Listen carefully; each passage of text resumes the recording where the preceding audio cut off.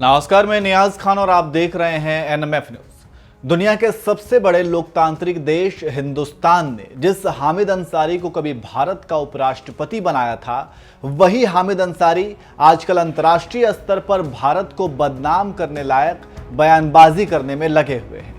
कभी बंटवारे के लिए भारत को जिम्मेदार ठहरा चुके पूर्व उपराष्ट्रपति हामिद अंसारी ने इस बार विदेशी सांसदों के बीच विवादित बयान देते हुए कह दिया कि भारत में असहिष्णुता को हवा दी जा रही है और अशांति के साथ ही असुरक्षा को बढ़ावा दिया जा रहा है। मोहम्मद हामिद अंसारी सिर्फ एक बार नहीं बल्कि 2 बार भारत के उपराष्ट्रपति रह चुके हैं। पहली बार उन्हें साल 2007 से 2012 के बीच इस अहम पद पर रहने का मौका मिला और दूसरी बार 2012 से 2017 के बीच हामिद अंसारी उपराष्ट्रपति के पद पर रहे। 10 साल तक भारत के दूसरे सर्वोच्च संवैधानिक पद पर रहे हामिद अंसारी को अब लगता है कि इस देश में असहिष्णुता बढ़ गई है और ये बात उन्होंने ऐसे अंतर्राष्ट्रीय कार्यक्रम में कही है जिसके आयोजन में एक ऐसा संगठन शामिल है जिस पर भारत में दंगा भड़काने और पाकिस्तानी खुफिया एजेंसी ISI से लिंक का आरोप है।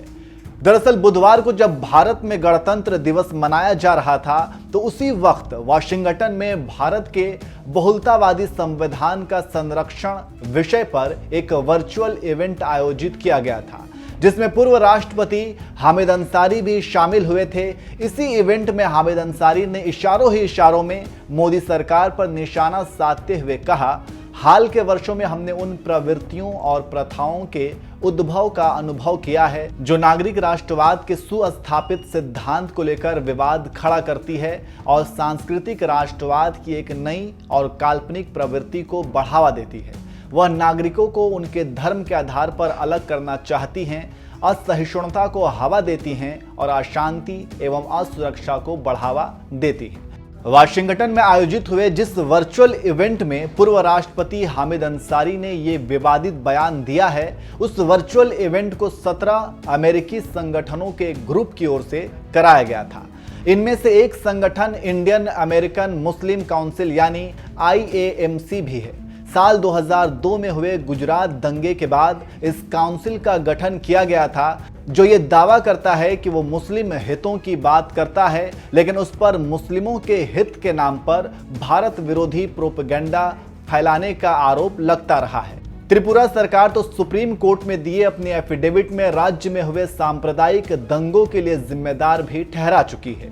यही नहीं, इस संगठन पर पाकिस्तानी खुफिया एजेंसी ISI से जुड़े होने का आरोप है। इसके अलावा कुछ और अतिवादी संगठनों से इसका ताल्लुक है।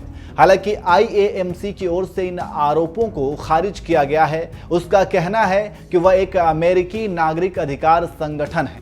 IAMC समेत 17 अमेरिकी संगठनों की ओर से आयोजित इस वर्चुअल समिट में हामिद अंसारी के साथ ही अमेरिका के 3 सांसद जिम मैकगवर्न, एंडी लेविन और जेमी रस्किन भी शामिल हुए थे, जिसमें अल्पसंख्यकों के खिलाफ हेट स्पीच, UAPA एक्ट के कथित बेजा इस्तेमाल और कश्मीरी एक्टिविस्ट खुर्रम परवेज की गिरफ्तारी को लेकर चर्चा की। हालांकि ऐसे तमाम दावों को भारत सरकार खारिज करती रही है।